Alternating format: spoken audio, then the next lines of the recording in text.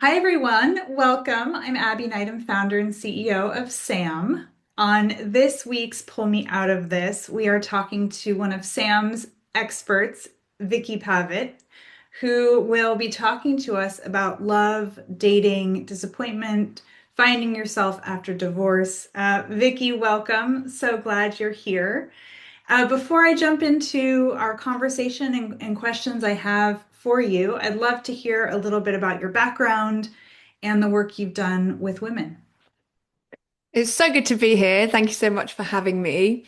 I'm a dating and relationship coach, and I work with women who identify themselves as big-hearted. They typically lead very full and fulfilling lives, but when it comes to dating, they feel really stuck.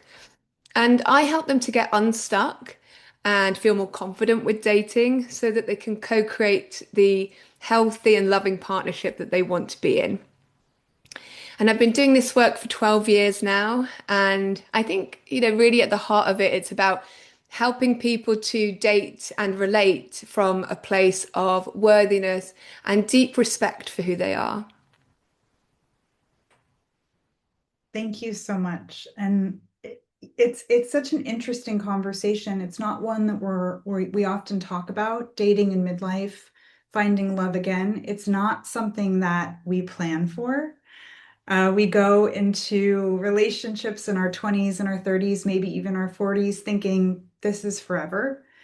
And so when it becomes not forever, it's destabilizing for a lot of women. So let's just set the scene here. A woman marries in her 20s or 30s or 40s and perhaps has children, builds a life with her partner, her spouse, and then in midlife, there is a dissolution of the relationship or of the marriage.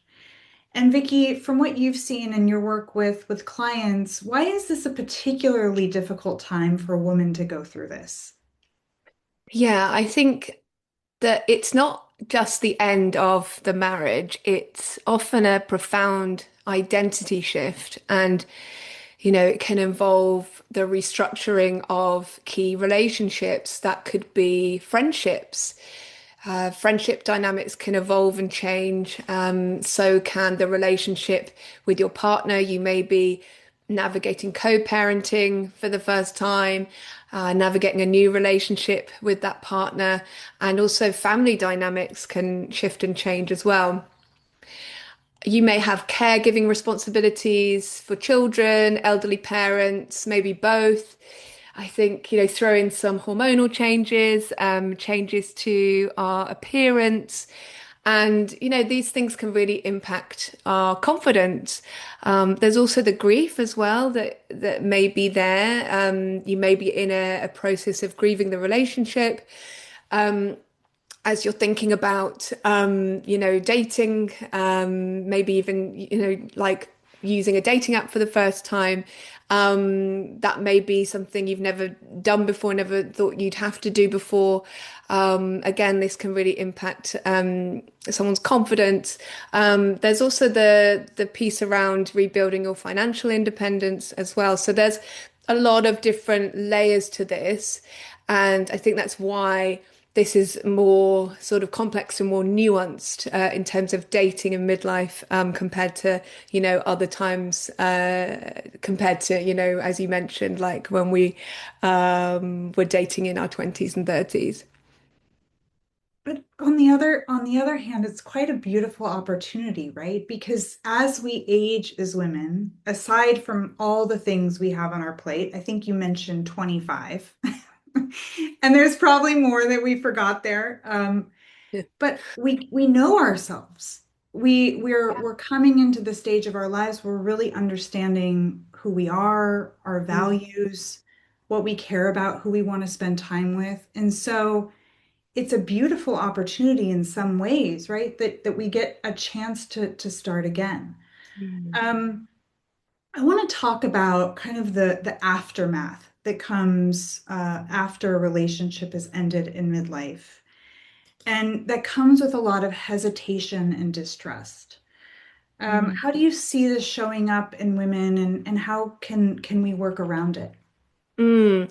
Yeah, I think that hesitation is really common. And I think there's this tension between feeling really hopeful and wanting to find love again, but also feeling very afraid of getting hurt again, afraid of being disappointed again, or afraid of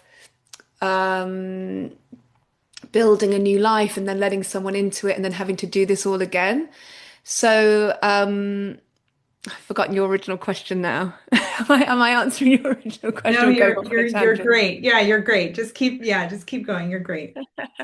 Um, so yeah, I think it's kind of dancing between the two, like being cautious because we should be cautious, but maybe reframing that as discernment. You know, now we have this self-awareness and knowledge around what works for us and what doesn't work for us in this new chapter. I think it's having, bringing that discernment into this journey and being super clear on our needs, on our boundaries, and our preferences, and all those things that have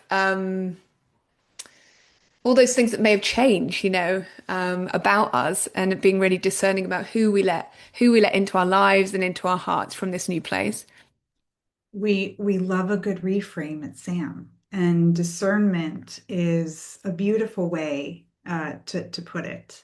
Mm. We hear from our clients and women that we love to hear stories of success and how another woman overcame something hard in her life. And how they're thriving today. And so I'd love to tell for you to tell us about a client who you've really seen overcome kind of the aftermath and the dissolution and all the things that comes with it. And she's finding herself and she's happy and she's exploring what new relationships look like. Mm. Yeah, so I'm thinking of a client who, when we talked about her divorce in session one, she was feeling a lot of shame around dating, having been divorced. And even though logically she knew it didn't make any sense, it wasn't a rational thing. It was like an unconscious fear that she had about somebody discovering that she described it as like a scarlet letter, and she didn't want anybody to ask her about past relationships because she felt this shame. And so we explored that and unpacked it, and she was able to reframe dating after a divorce as being really empowering. So, a bit like what you were speaking to earlier, that we're now dating from this new place of more awareness, more self-knowledge, more discernment, and to see that as really empowering. And that really helped her to trust herself, that because her past relationship was quite toxic in nature, as she described, it helped her to trust that she could create a healthy partnership in the future. And in that time, we looked at red flags and green flags, and what kind of relationship she was really available for in this new chapter. One that was wildly different from the one that she was in before, but also getting to know herself on a deeper level. So she started dating herself and really prioritized more self connection. Before she even started dating, she was really, focusing on herself and focusing what brings her joy now, because it was very different to, what used to bring her joy in that partnership. So it's kind of making space for that new self. And enjoying getting to know herself. And when I last heard from her, she was dating someone and being really wooed and romanced. And she had this really magical first date. I don't know what happened since, but she had she said it was the best day of her life. And she was really open to kind of receiving all of that love that maybe she was blocking before, and resisting. And yeah, so I think a big part of that journey was healing and really opening up to receiving like healthy love. I love to hear it warms me up inside to hear about a really good first date. Yes. It makes me so happy for her. Like go her, I love that. I would have loved to see them in the corner, uh smitten with one another. And we talk about the negative part of this shift, right? Or this change in a woman's life. And that's not every woman, right? There are some women who might be happy and excited and really ready to leave a past relationship behind and go out and find what they're truly looking for with a romantic relationship.